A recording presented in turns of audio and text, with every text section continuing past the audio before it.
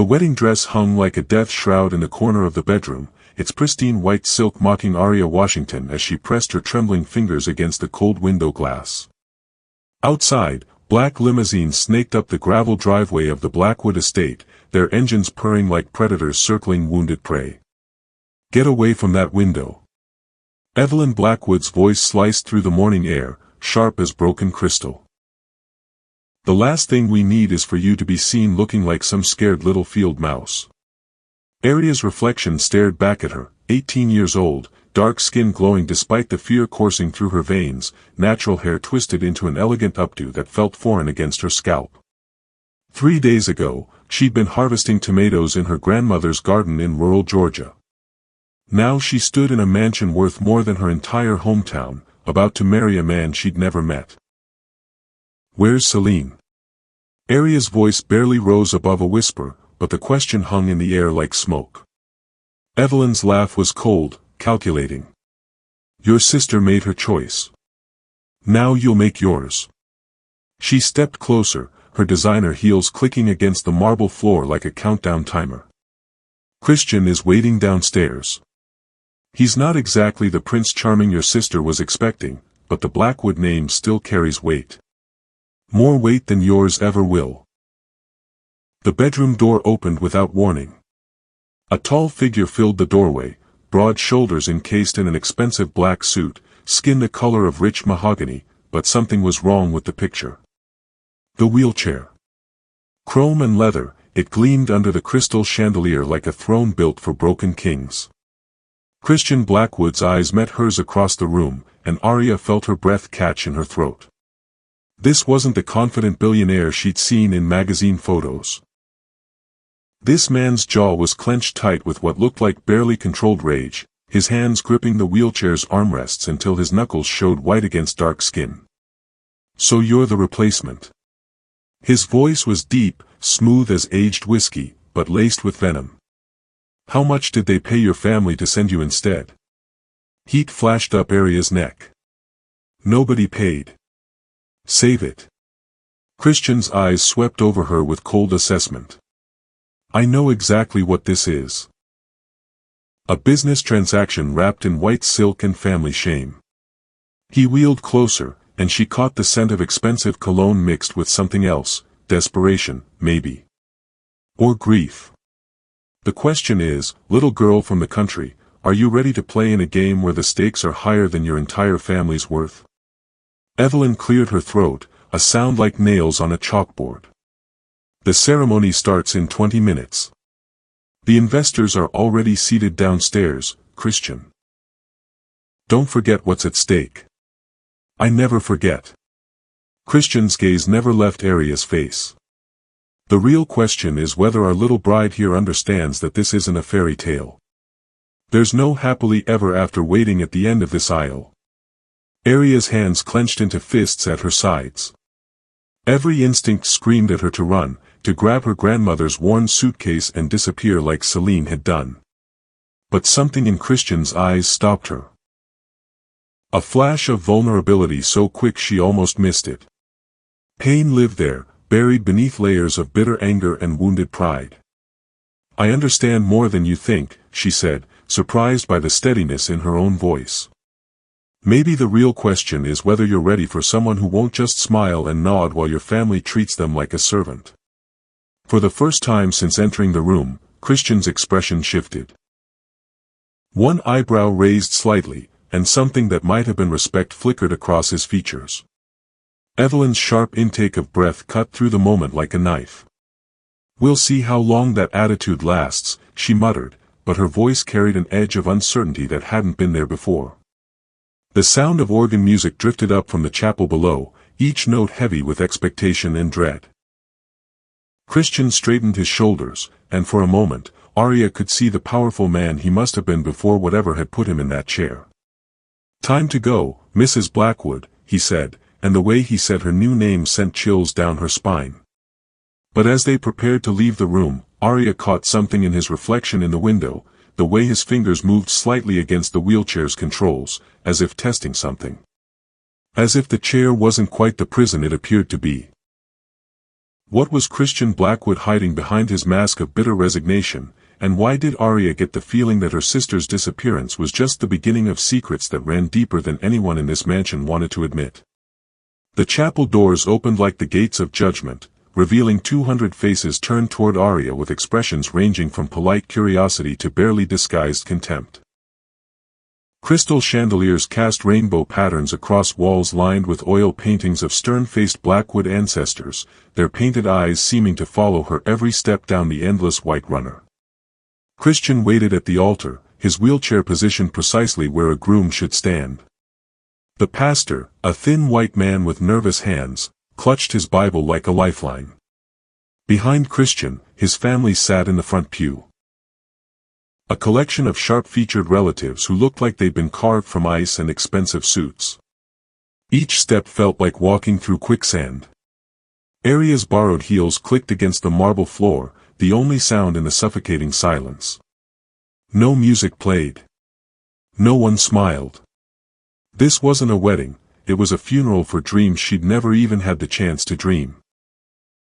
Dearly beloved, the pastor began, his voice shaking slightly, we are gathered here today to witness the union of Christian Blackwood and Arya Washington in holy matrimony.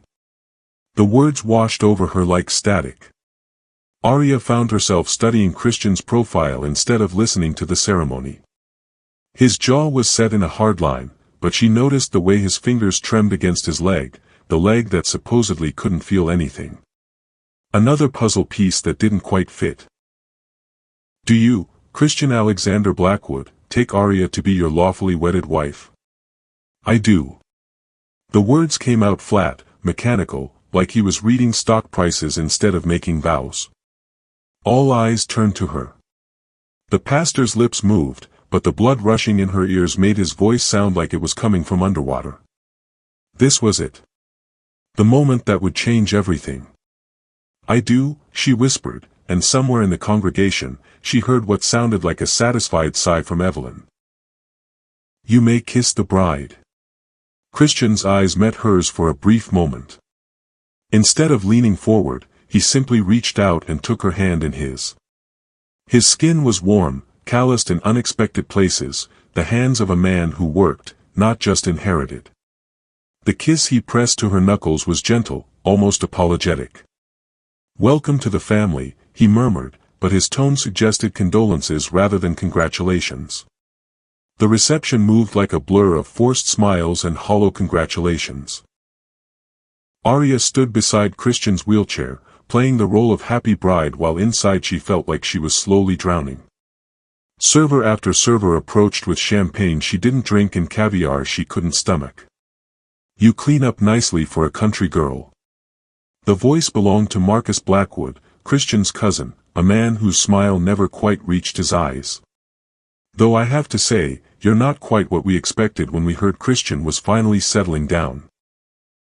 Life is full of surprises, Arya replied, forcing sweetness into her voice while her fingers tightened around her untouched champagne flute. Marcus laughed, but it was the kind of laugh that made her skin crawl. Indeed it is. I'm curious though, did they tell you about the prenup? About what happens if this marriage doesn't work out? Before Arya could respond, Christian's hand closed around her wrist.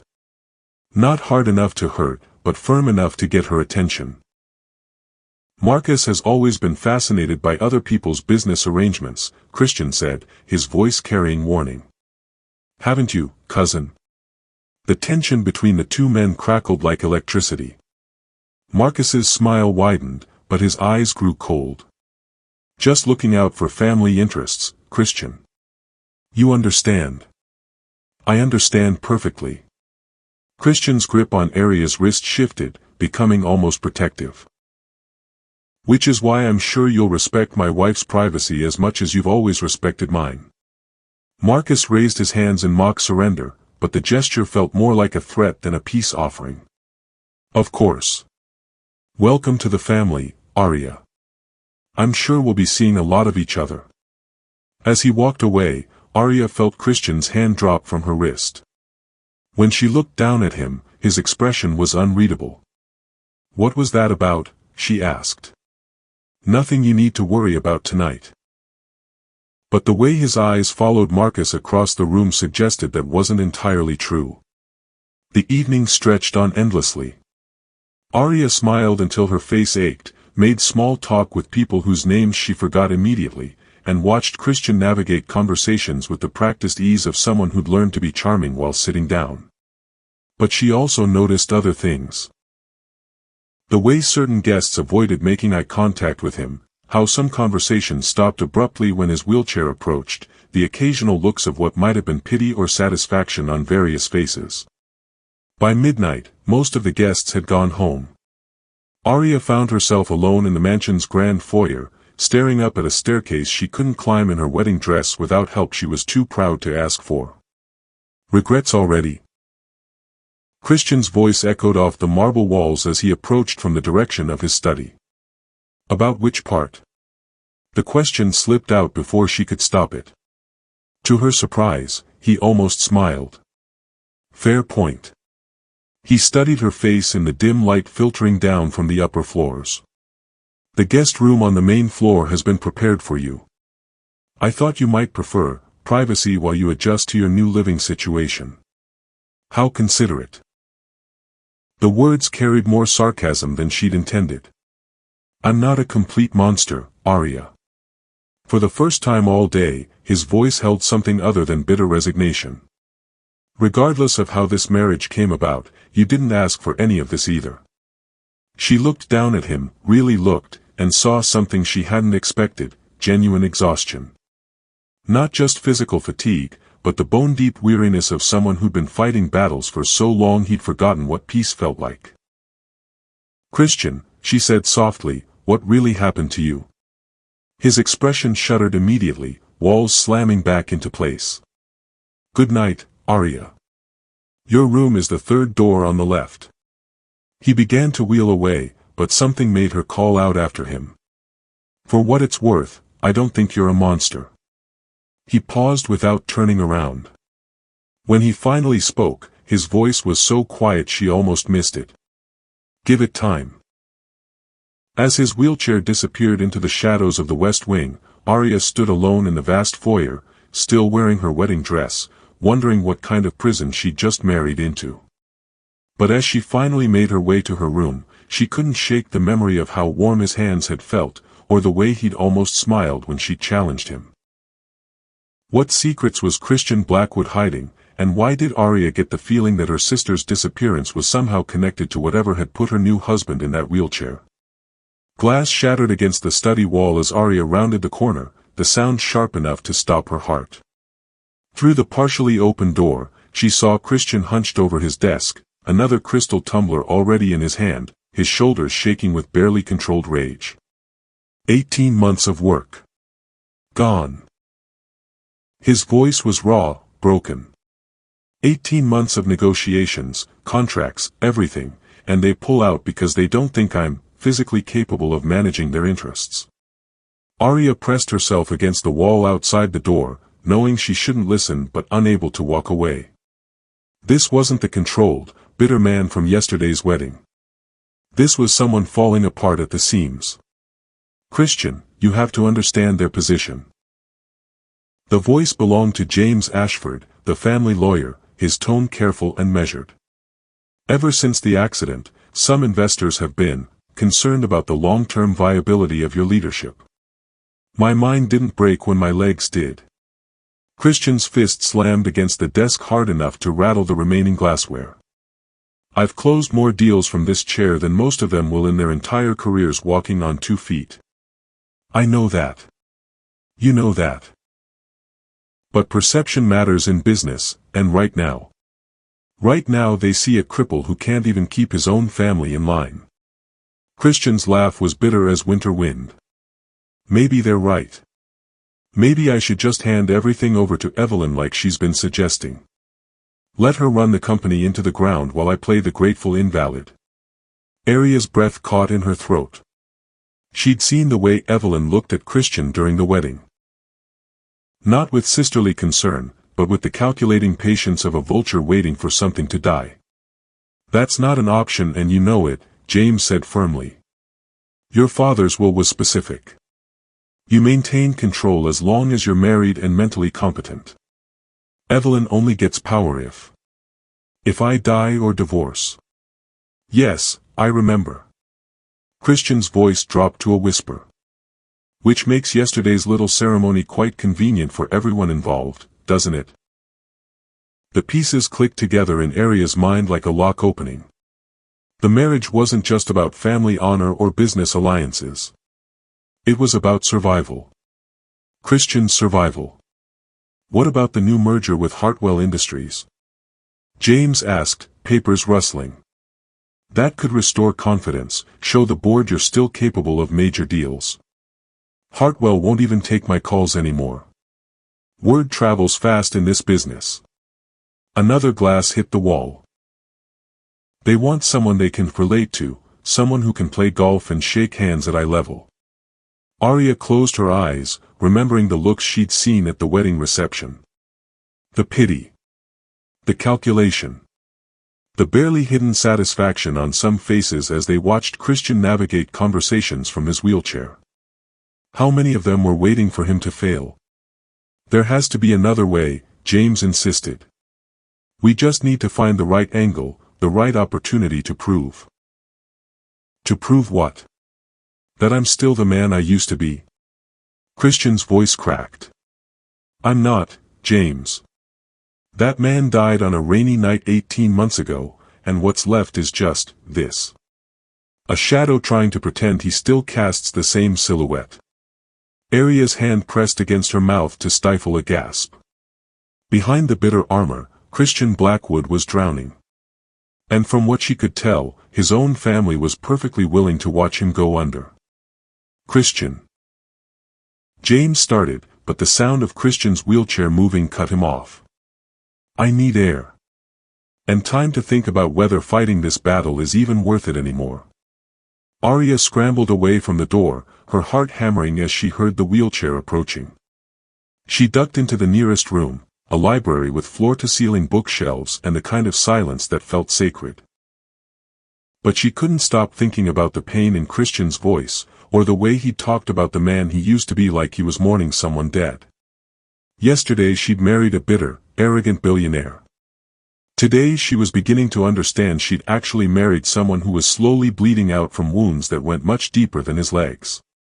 The sound of Christian's wheelchair in the hallway grew fainter as he moved toward what she assumed was the way outside. For a moment, she considered following him. But what would she say? How do you comfort someone who's lost everything that defined them? Instead, she found herself moving toward the study James had vacated. The broken glass caught the afternoon light, scattering rainbow fragments across Persian rugs that probably cost more than her family's annual income. But it was the papers scattered across Christian's desk that drew her attention. Financial reports. Merger proposals. Letters from investors. And there, half hidden under a stack of contracts, something that made her blood run cold, medical records. Dr. Elizabeth Chen, neurological specialist. Patient, Christian A. Blackwood. Diagnosis, complete spinal cord injury, T12, L1 vertebrae. Prognosis, paralysis permanent, sensation below injury site unlikely to return. But it was the handwritten note clipped to the front that stopped her heart. Patient exhibits unusual patterns during examination. Reflexes present in areas where none should exist. Recommend further testing to rule out incomplete injury or malingering. Aria's hands shook as she set the papers down. Malingering meant faking. But why would Christian pretend to be more paralyzed than he actually was? The sound of the wheelchair returning sent her scrambling out of the study and back toward her room, but not before she caught one more detail that made everything even more complicated. A business card tucked between the medical papers. Hartwell Industries. With a phone number written in Christian's handwriting and a note that said, "Final offer, expires Friday." Today was Wednesday. As Aria closed her bedroom door behind her, one question burned through her mind. If Christian was hiding the true extent of his recovery, what else was he hiding? And more importantly, what was he planning to do about it?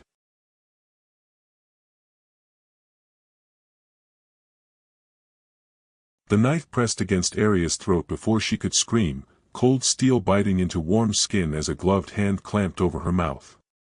She'd been reaching for the light switch in her bedroom when the shadow moved, fast and silent as death itself. "Where are the files?" The voice was female, muffled by what sounded like a mask. "The medical records you took from his study." Arya's eyes went wide. How did anyone know she'd seen those papers? Her heart hammered against her ribs as she tried to shake her head, to show she didn't understand. "Don't play games." The blade pressed harder, and Arya felt a thin line of warmth trickle down her neck. Christian's been asking questions. Making calls. Someone's been feeding him information he shouldn't have. Through the darkness, Arya caught a glimpse of her attacker's reflection in the bedroom mirror. Tall. Athletic build. But it was the expensive watch glinting on the wrist holding the knife that made her blood turn to ice. She'd seen that same watch at the wedding reception. A member of the family. The sound of Christian's wheelchair in the hallway made the attacker freeze. The knife disappeared as quickly as it had appeared, and Arya heard the soft whisper of curtains moving by the window. By the time she found her voice to call out, she was alone in the darkness. "Arya?" Christian's voice came through the door, concerned. "I heard something fall." She touched her throat where the knife had been, her fingers coming away sticky with blood. Not enough to be dangerous, but enough to send a clear message: stay quiet, or next time would be different. "I'm fine," she called back, surprised by how steady her voice sounded. "Just knocked over a lamp." But as she heard Christian will away, Arya realized nothing about this marriage was what it seemed. Someone in his own family wanted those medical records to disappear. Someone who knew about Christian's condition, about what he might be hiding. The question was, who could she trust when everyone around her wore masks made of money and blood? Christian's fist connected with the punching bag so hard the chain rattled against the ceiling beam. Sweat poured down his face as he landed blow after blow, his legs braced against the wheelchair's footrest for leverage.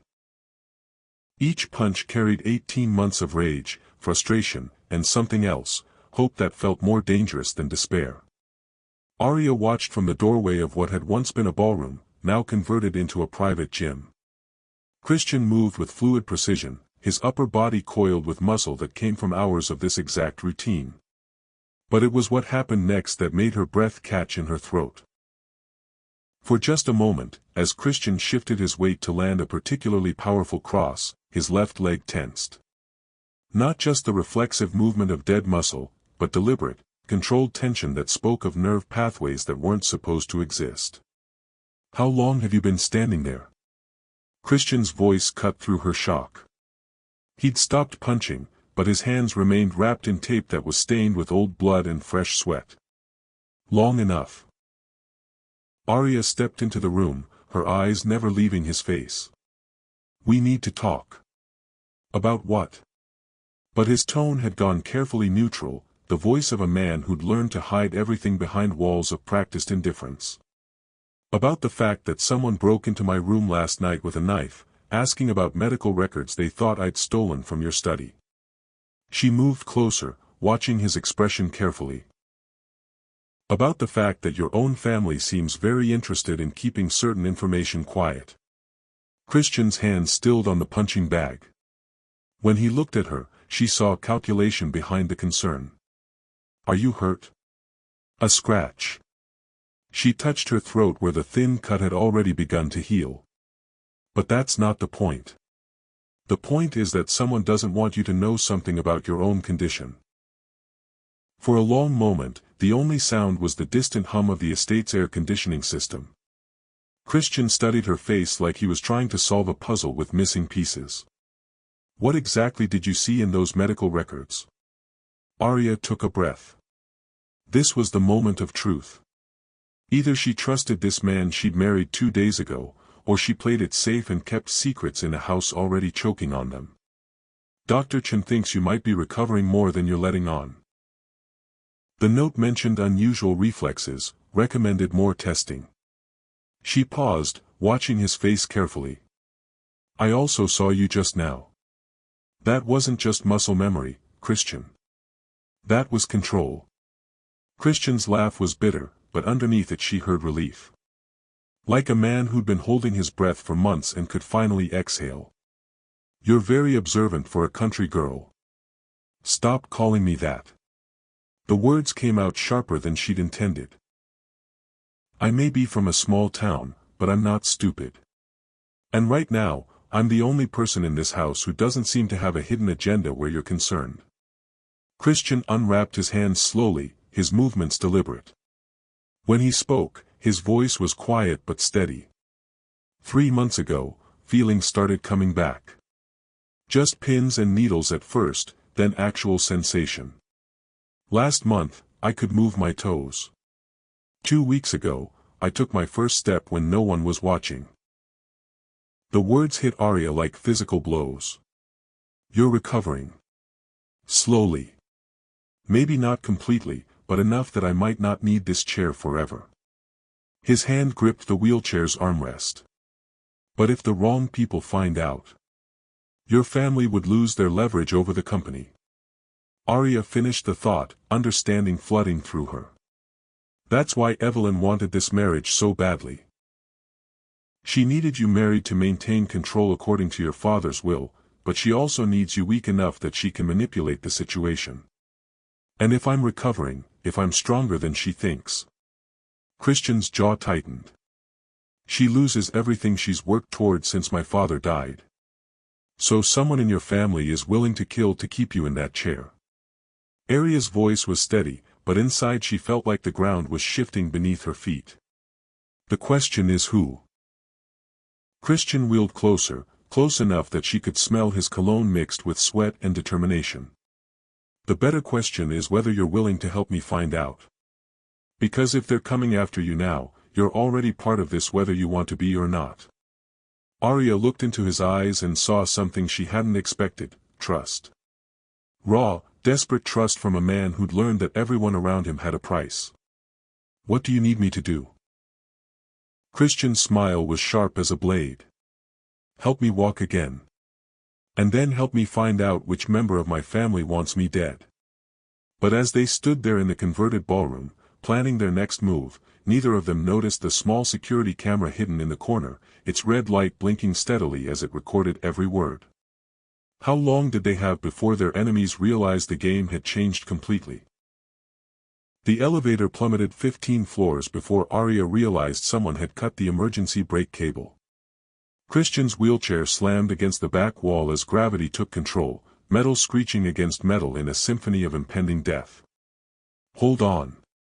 Christian shouted over the mechanical screaming, his hands flying to the emergency stop button that did absolutely nothing.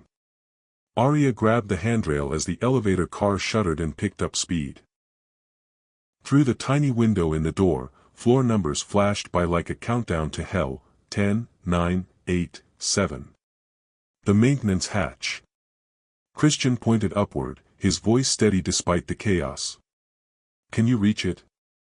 Without thinking, Arya jumped onto his wheelchair and pushed against the ceiling panel. Her fingers found purchase just as the car gave another violent lurch. The hatch opened, revealing darkness and the sound of cables whipping through the shaft above them. I can't climb up there. She yelled back. You don't need to climb. Christian's hands were already moving, pulling something from beneath his wheelchair seat. A small device with a red button. Emergency brake override. But someone has to manually engage it from the emergency ladder in the shaft. 5, 4, 3. Arya didn't hesitate. She hauled herself up through the hatch just as Christian threw the device after her. The shaft was pitch black except for the emergency lighting that cast everything in hellish red. The ladder was exactly where he said it would be, bolted to the shaft wall just within reach. Her fingers found the emergency brake lever as the elevator car passed the second floor. She pulled with everything she had, feeling muscles strain and tendons pop as the mechanism fought against 18 floors of momentum. The car shuddered, slowed, but didn't stop. She could hear Christian below, shouting something she couldn't understand over the noise. Then she saw it. A second lever, higher up, painted bright yellow. Primary brake override. Arya climbed higher, her dress tearing as she stretched for the lever. Her hand closed around it just as the elevator car reached the basement level. She pulled. The car stopped so abruptly that she lost her grip on the ladder and tumbled back through the hatch, landing hard on top of Christian's wheelchair. For a moment, they sat there in the sudden silence, breathing hard and staring at each other. "That wasn't an accident," Arya said finally. "No." Christian's voice was grim. "Someone wanted us dead. Both of us." The elevator doors opened with a cheerful ding, revealing the basement parking garage and, more importantly, Marcus Blackwood standing beside a black Mercedes, his phone pressed to his ear. "What are you doing down here?" His voice carried just a hint of surprise, but his eyes held something else entirely. Disappointment. "Elevator malfunction," Christian replied smoothly, but Arya caught the way his hand moved to the device he'd pulled from his wheelchair. A device that looked suspiciously like a remote control. "How fortunate that you managed to stop it." Marcus pocketed his phone. "I was just telling building security about some concerns with the elevator system. Apparently there have been issues with the safety mechanisms recently." "What kind of issues?" Arya asked, though she already suspected the answer. "Oh, nothing serious. Just some routine maintenance that was apparently overlooked." Marcus's smile was cold as winter. "But don't worry. I'm sure it won't happen again." As he walked away, Arya noticed something that made her blood chill. His shoes. Expensive leather, but scuffed along the sides in a way that suggested recent climbing. Climbing like someone might do to access an elevator shaft from the service floors above. "Christian," she whispered as Marcus disappeared around a corner. "That device you used to stop the elevator. Where did you get it?" Christian's jaw tightened. "I've been carrying emergency equipment ever since my accident. Call it paranoia. Or good planning." Arya looked up at the elevator shaft they'd just escaped. "How did you know about the manual brake system?" "Because I helped design the safety protocols for this building." Christian's voice was quiet, thoughtful. "And because this isn't the first time someone's tried to arrange an accident for me." The words hit Arya like a physical blow. "There have been other attempts." "3, actually. A car with faulty brakes. A medication mix-up at the hospital. And now this." Christian wheeled toward the parking garage exit, but his movement was different now. More alert. More dangerous. But this time was different. "How?" "This time, they tried to kill you too." Christian's eyes met hers, and she saw something there that made her pulse quicken. Not just anger, but protective rage. "Which means they see you as a threat." As they made their way to Christian's modified car, Arya's mind raced through the implications. Someone in the Blackwood family wasn't just trying to keep Christian in his wheelchair, they were trying to eliminate him entirely. And now they were willing to kill her to do it. But why had Marcus been waiting in the garage with his phone? Had he been coordinating the attack, or cleaning up after it failed? "Christian," she said as they reached his car, "I think we need to assume that everyone in your family knows about your recovery." "Why?" "Because they're not just trying to keep you weak anymore. They're trying to make sure you never get strong enough to threaten them." Christian's hand stilled on the car door handle. When he looked at her, she saw understanding dawn in his eyes. And with it, a cold fury that promised someone was going to pay for what had just happened. "Then it's time to stop hiding," he said quietly. "And start fighting back." But as they drove away from the building, neither of them noticed the black Mercedes following at a discreet distance, or the phone call Marcus was making from behind its tinted windows. The game had changed, but it wasn't over. And the next move belonged to people who had much more to lose than either of them realized. What would happen when the Blackwood family discovered that their carefully planned accident had not only failed, but had turned their biggest weakness into their most dangerous enemy? Christian's legs carried him across the physical therapy room with steady, determined strides, each step a declaration of war against everyone who'd counted him out. Dr. Amari Thompson watched from the sidelines, her dark eyes bright with professional pride and something else, hope. Range of motion is at 80%, Dr. Thompson noted, writing on her tablet. Muscle strength in your quadriceps has improved dramatically. At this rate, you'll be walking without assistance within the month. Arya felt her breath catch as she watched from the observation window. 3 weeks of secret therapy sessions had transformed Christian from a man confined to wheels into someone who moved with growing confidence and strength. But it was the look of pure determination on his face that told the real story. "How's the sensation?" Dr. Thompson asked as Christian completed another lap around the room. "Better every day." Christian paused at the parallel bars, his hands gripping the rails. "The numbness is almost completely gone below the knees.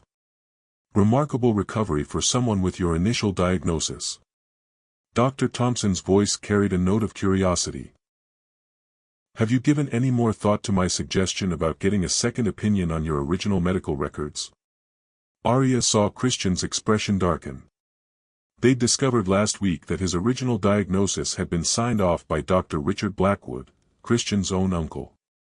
A man who stood to inherit a significant portion of the family business if Christian was declared permanently disabled. "I think we both know what a second opinion would reveal," Christian said quietly. Before Dr. Thompson could respond, the therapy room door burst open. Evelyn Blackwood strode in like an avenging angel in designer clothes, her heels clicking against the polished floor with military precision. "Well, well." Her voice dripped with venom as she took in the sight of Christian standing upright. "Isn't this interesting?" Christian didn't flinch. If anything, he seemed to grow taller as he faced his sister. "Hello, Evelyn."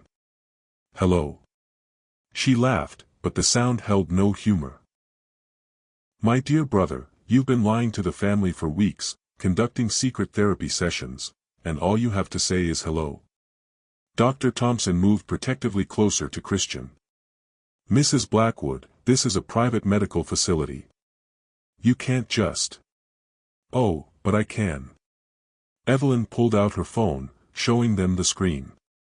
"I have legal guardianship papers filed with the court, citing Christian's mental incompetence due to traumatic brain injury sustained during his accident." The words hit like physical blows. Arya felt the world tilt around her as the implications sank in. If Evelyn had legal guardianship, she could make all medical decisions for Christian. She could stop his therapy.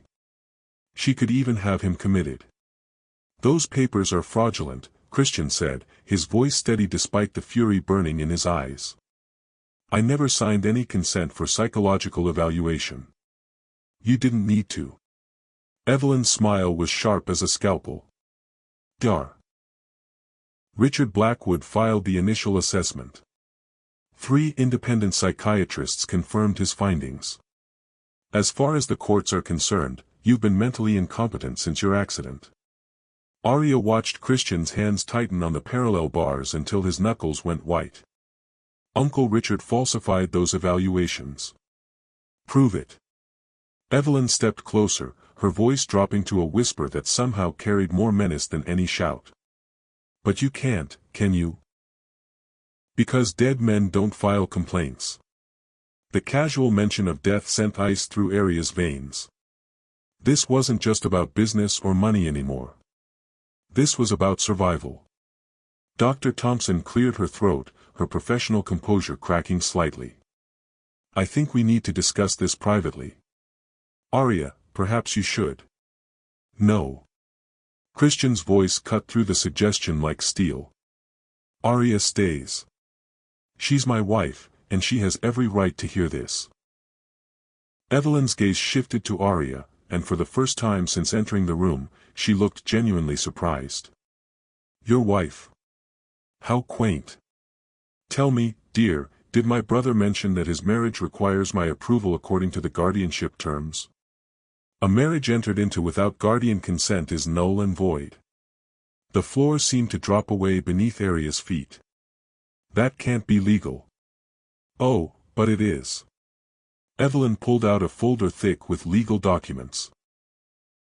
I've spent the last 3 weeks reviewing every aspect of Christian's situation. His marriage, his medical care, his business decisions, all of it requires my approval now. Christian released the parallel bars and took 2 steady steps toward his sister. The movement was smooth, confident, and completely devastating to whatever story Evelyn had been telling the courts about his condition. You want to know what else requires approval, Evelyn? His voice was quiet, dangerous. Decisions about Blackwood Industries. Medical treatment. Living arrangements. He took another step. And the dispersal of father's estate. For the first time since entering the room, Evelyn looked uncertain. What are you talking about? I'm talking about the clause in father's will that you've been so carefully avoiding mentioning. Christian's smile was cold as winter morning. The one that says if I'm ever declared mentally incompetent due to fraud or family interference, control of everything, the company, the estate, the trust funds, goes to my spouse. Arya felt her heart stop. She watched Evelyn's face go white as the implications hit home. You're lying, Evelyn whispered. Am I? Christian pulled out his own folder, this one sealed with the family lawyer's stamp. James Ashford filed these papers yesterday. A complete review of father's will, including clauses that were mysteriously omitted from the version you've been showing the board. Those papers are forgeries. Are they? Christian's voice carried the confident tone of a man who just played his winning card. I guess we'll find out when the courts review them. Along with the evidence Dr. Thompson has been collecting about my miraculous recovery. Evelyn's composure finally cracked. Her face twisted with rage as she realized her carefully constructed house of lies was collapsing around her.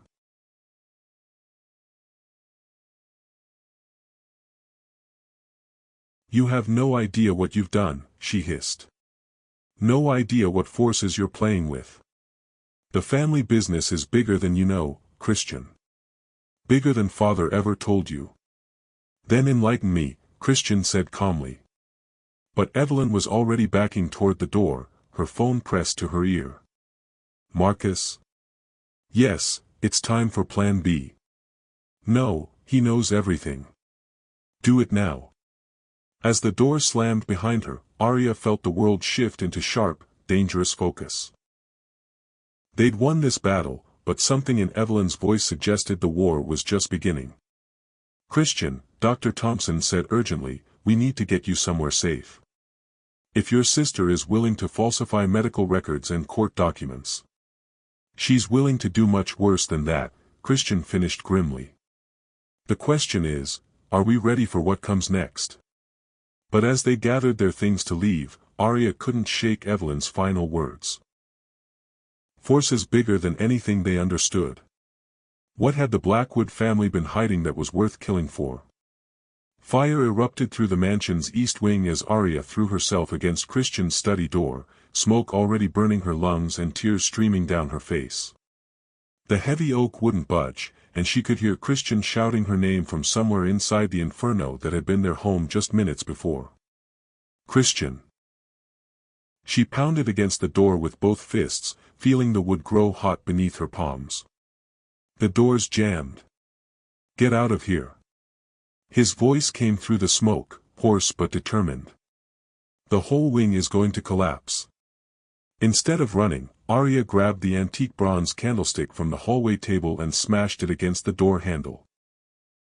Once, twice, 3 times until the mechanism gave way and the door swung open to reveal Christian crawling across the floor, dragging himself forward with his arms while his legs, his recovering legs, hung useless behind him. My legs seized up, he gasped as she helped pull him toward the doorway. The smoke, the stress, everything just stopped working. They made it to the main staircase as the fire department sirens wailed in the distance, but it was the scene in the foyer that made Arya's blood turn to ice.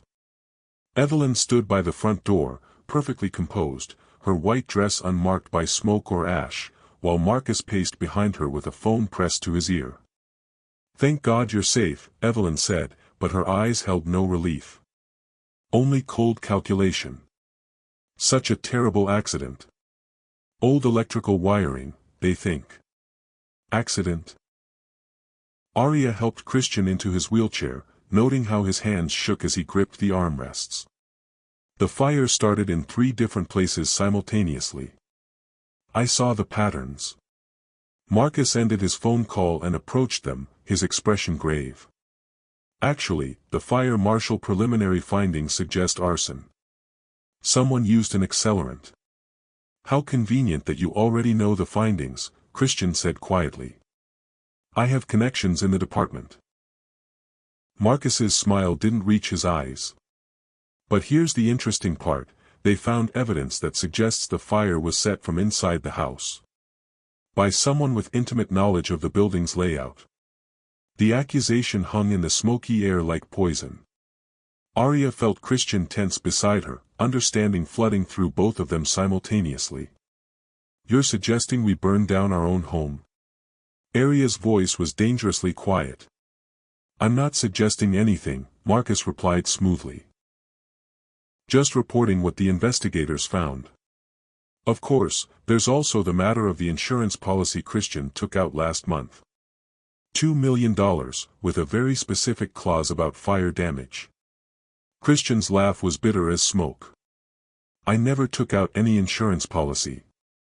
Didn't you? Evelyn produced a folder from her purse, pristine despite the chaos around them. Your signature is right here, witnessed and notarized. Very thorough documentation. Arya snatched the papers from Evelyn's hands, scanning the documents quickly. The signature looked perfect, but something about the ink was wrong. Too fresh. Too clean. This is a forgery, she said, but even as the words left her mouth, she realized how it looked. The wife and husband, desperate for money, burning down the family mansion for insurance money. Is it? Marcus pulled out his own phone, showing them a video file. Because we also have security footage of you, Arya, in Christian's study earlier today, handling what appears to be flammable materials. On the screen, Arya watched herself cleaning Christian's study, polishing furniture with what was clearly lemon oil. But the way it was edited, the way the lighting was adjusted, it looked like she was systematically applying accelerant to surfaces throughout the room. You've been planning this, Christian said, his voice filled with admiration and horror in equal measure. The guardianship papers, the insurance fraud setup, even the fire itself. This was never about keeping me weak. This was about destroying me completely. Such harsh words from someone who just committed arson, Evelyn said sadly. But don't worry. The family will support you through this difficult time. Of course, given your obvious mental instability, you'll need to sign over power of attorney to someone more stable. The fire trucks arrived in a blaze of lights and sirens, but Arya barely noticed. Her mind was racing through the trap they'd walked into. Every move they'd made, every piece of evidence they'd gathered about Christian's recovery, had been turned against them. They were being framed not just for insurance fraud, but for arson. Crimes that would send them to prison and leave Evelyn in complete control of everything. There's just one problem with your plan, Christian said quietly as the firefighters began unrolling their hoses. What's that? Marcus asked, his confidence wavering slightly. I've been recording everything. Christian held up his phone, showing a red recording symbol that had been running for the past 10 minutes. Every word you just said. Every admission about the forged documents and the edited video. Evelyn's composure finally cracked. You're bluffing. Am I? Christian pressed something on his wheelchair, and suddenly his voice echoed from speakers hidden throughout the foyer. Such a terrible accident. Old electrical wiring, they think. Marcus lunged for the phone, but Christian was ready. Despite his legs not working, his upper body moved with fluid precision, blocking the attack and sending Marcus sprawling across the marble floor. You see, Christian continued calmly, I've been recording everything since my accident. Every conversation, every meeting, every private, family discussion. Did you really think I'd trust any of you after what happened to my father? Your father died of natural causes, Evelyn said, but her voice had gone shrill. Did he? Christian's eyes were hard as stone. Because I have recordings of that night too. Would you like me to play them for the fire marshal when he gets here? The silence that followed was broken only by the sound of water hitting fire and the shouts of emergency responders. Arya watched Evelyn and Marcus exchange glances, and she saw something in their expressions that chilled her more than the smoke or flames. They were trapped, exposed, and desperate. And desperate people did desperate things. Christian, she whispered urgently, we need to get out of here. Now. But even as they prepared to leave, Arya couldn't shake the feeling that this was far from over. Evelyn and Marcus had spent months planning their destruction. A few recordings wouldn't stop people who'd already proven they were willing to kill for what they wanted. What would they do now that their backs were against the wall and they had nothing left to lose? The courthouse steps erupted in camera flashes as Arya helped Christian out of their car, his legs steady beneath him for the first time in public since his accident. The media had been camping outside for 3 days, waiting for this moment, the hearing that would determine not just the fate of the Blackwood fortune, but the truth about a family's willingness to destroy their own. Mr. Blackwood. Is it true you've been faking your disability? A reporter shouted. Christian. Did you really set fire to your own home? Called another. Christian ignored them all, his focus entirely on the courthouse doors ahead. But Arya caught the slight tremor in his hands, the way his jaw was clenched tight enough to break teeth. 3 days of hiding in a safe house, 3 days of watching his family's lawyers paint them as criminals and conspirators, had taken their toll. Inside the courthouse, the gallery was packed with Blackwood family members, business associates, and curious onlookers drawn by the scandal.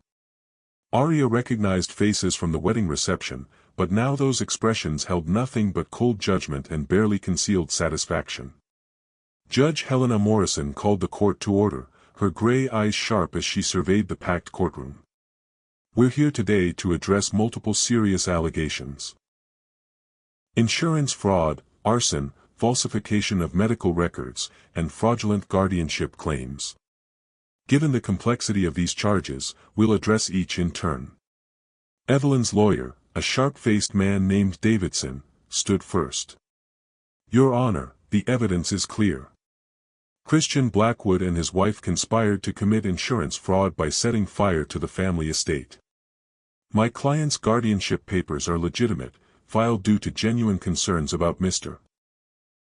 Blackwood's mental competence following his traumatic accident. And yet, Judge Morrison observed, Mr. Blackwood appears to be walking just fine today. A recent development, Your Honor. But mental competence and physical recovery are separate issues entirely. James Ashford, Christian's lawyer, rose with the calm confidence of a man holding a royal flush. Your Honor, we have evidence that will expose this entire case as an elaborate conspiracy to defraud my client of his inheritance and control of his family's business. Proceed, Mr. Ashford. James activated the courtroom's audio system, and suddenly Christian's voice filled the space, crystal clear and damning. Such a terrible accident. Old electrical wiring, they think. The recording continued, capturing every word of Evelyn's and Marcus's conversation in the mansion foyer. Gasps echoed through the gallery as the truth unfolded, the forged insurance policies, the edited security footage, the calculated destruction of the family home to frame Christian and Arya. But it was the final recording that sent shockwaves through the courtroom. Christian's father's voice, weak but clear, speaking to someone just days before his death, Evelyn, you can't do this. Christian is my son. He deserves, the sound of struggle, then silence. Your Honor, James said quietly, we believe this recording captures the last moments of Jonathan Blackwood's life. And we believe his death was not natural causes. Judge Morrison's face had gone pale. Are you suggesting murder? We're suggesting that the conspiracy against Christian Blackwood began long before his accident. And that his father's death was just the first step in a plan to seize control of the family fortune. Evelyn shot to her feet, her composure finally shattered completely. Those recordings are fabricated. Christian is mentally ill, delusional, he's been obsessed with conspiracy theories since his accident. Then explain this, Christian said, his voice carrying clearly through the courtroom as he stood from his wheelchair. The movement was smooth, confident, completely destroying months of claims about his permanent disability. But it was what he pulled from his jacket pocket that made Evelyn stumble backward in shock. A small recording device, the kind used for meetings and interviews, but modified with what looked like medical monitoring equipment. This device has been recording continuously for 18 months, Christian announced. Every conversation, every private, family meeting, every moment of conspiracy against me and my wife. But more than that, it's been monitoring my vital signs, my movement patterns, my recovery progress. He pressed a button on the device, and suddenly the courtroom filled with the sound of his own voice, speaking to Dr. Thompson weeks earlier. The numbness is almost completely gone below the knees. Your Honor, Christian continued, this device proves not only that I've been recovering for months, but that my family has known about my recovery and has been actively working to suppress it. They needed me weak and dependent to maintain their control. Judge Morrison leaned forward in her chair. Mr. Davidson, I'm going to need to see those guardianship papers again. And this time, I want independent verification of the psychiatric evaluations. Davidson's face had gone ashen. Your Honor, those evaluations were conducted by licensed professionals. Licensed professionals who happen to be family members, James interrupted. Dr. Richard Blackwood, who signed off on Christian's initial diagnosis, stands to inherit a substantial portion of the estate if Christian is declared incompetent. The courtroom buzzed with shocked whispers as the web of corruption unraveled thread by thread. Arya watched Evelyn's face cycle through rage, desperation, and finally, cold calculation. Your Honor, Evelyn said, her voice suddenly calm again, even if these recordings are authentic, they prove nothing about my father's death. That's a separate matter entirely, N. She never finished the sentence. Marcus, who'd been sitting silently in the back of the courtroom, suddenly stood and walked toward the exit. But instead of leaving, he stopped at the prosecutor's table and spoke quietly to the district attorney. Your Honor, the DA said, rising, I've just been informed that Marcus Blackwood wishes to make a statement regarding the death of Jonathan Blackwood. The silence in the courtroom was absolute. Arya felt Christian's hand find hers, squeezing tight as they watched Marcus approach the witness stand. Marcus, what are you doing?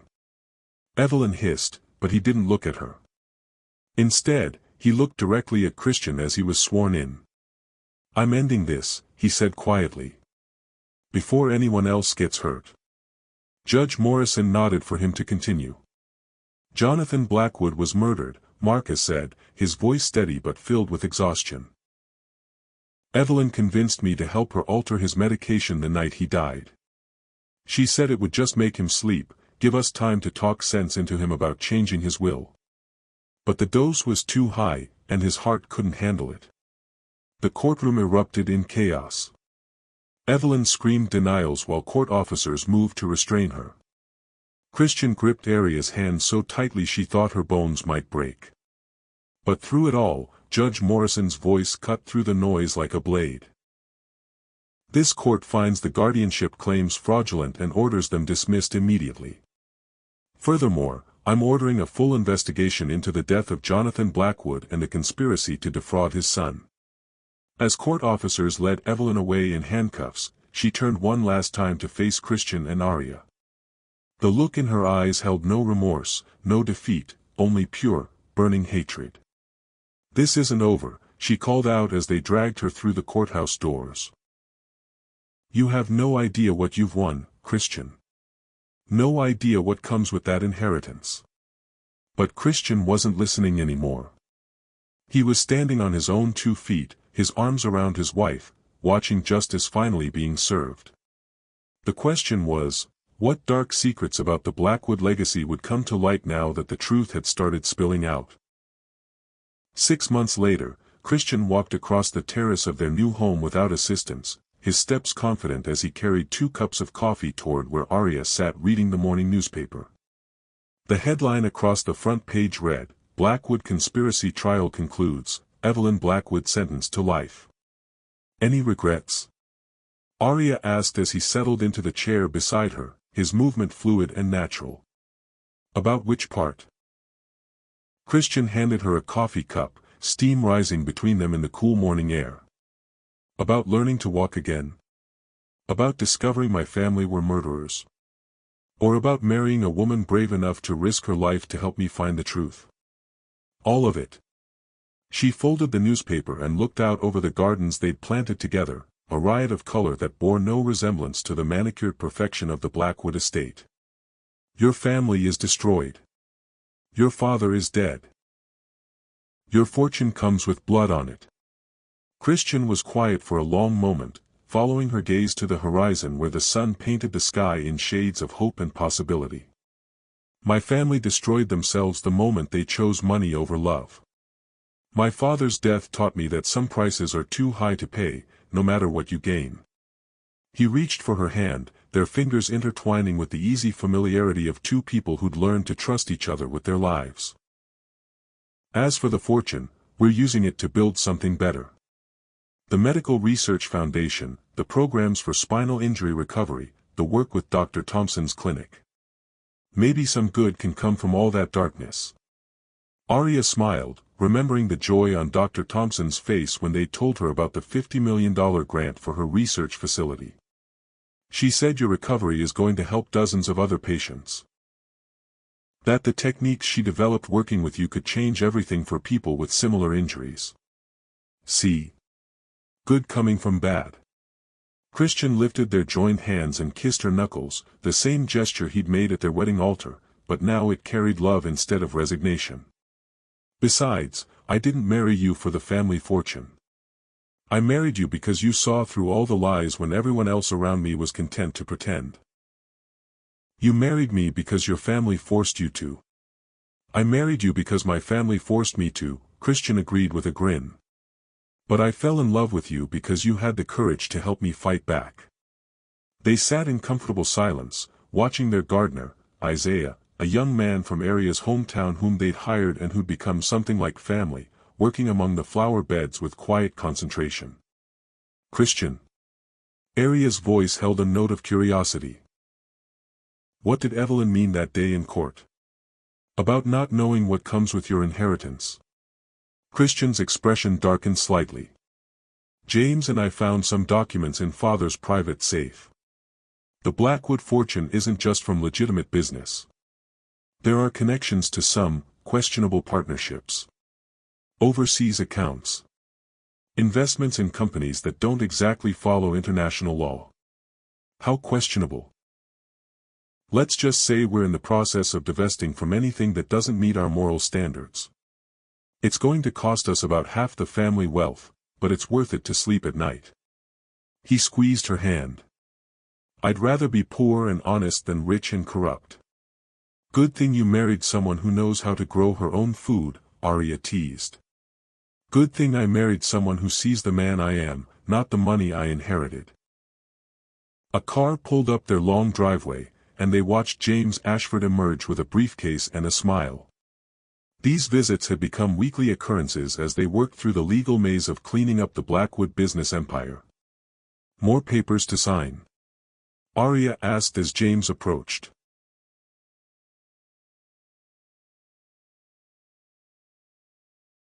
"Better than that," James replied, setting his briefcase on the outdoor table. "The last of Evelyn's business partners have agreed to buy out their shares. As of today, you own Blackwood Industries free and clear, with no remaining family complications." Christian raised his coffee cup in a mock toast. "To complicated family legacies and the women brave enough to help clean them up." Arya clinked her cup against his. "To second chances and the men worth fighting for."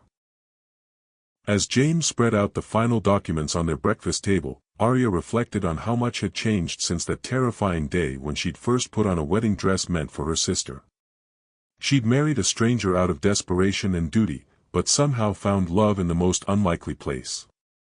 Christian had lost his legs, his family, and nearly his life, but he'd gained something more valuable. The knowledge that he was strong enough to stand up for what was right, even when it cost him everything he'd thought he wanted.